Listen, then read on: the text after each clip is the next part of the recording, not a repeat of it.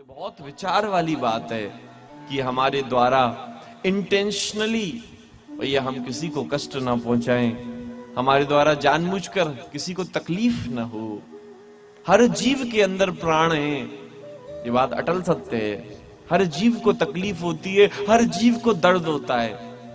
हम केवल अपने स्वाद के लिए, केवल कुछ सेकंड के स्वाद के लिए हम सामने वाले की हत्या कर देते हैं।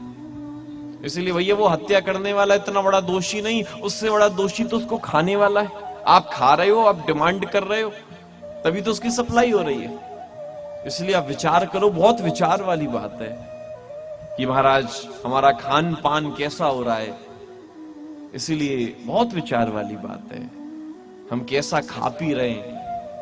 महाराज जो नॉन वेजिटेरियन से कैसी स्थिति हो रही है, बोले आप जब खा रहे हो आप सोचो, विचार करो, नेक उंगली नेक कितनी सी कट जाती है, कितनी तकलीफ होती है, कितना खून निकलता है। सामने वाले की गर्दन काट दी गई, उसको कितनी तकलीफ हुई होगी। उसने भैया कोई दुआ नहीं दी होगी, मरते समय कितना तड़पा होगा, कितनी गाली दी होंगी, कितना महाराज दुत्कारा होगा।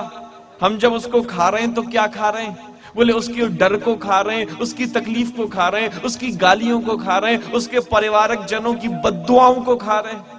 इतनों की बद्दुआओं को खाकर, इतनों की तकलीफों को खाकर, इतनों की पीड़ा को खाकर, इतनों के दर्द को खाकर हम कैसे सुखी रह सकते हैं, हम कैसे प्रसन्न रह सकते हैं। इसलिए बहुत विचार की बात है। हम सब वैष्णव हैं महाराज, बहुत विचार वाली बात है।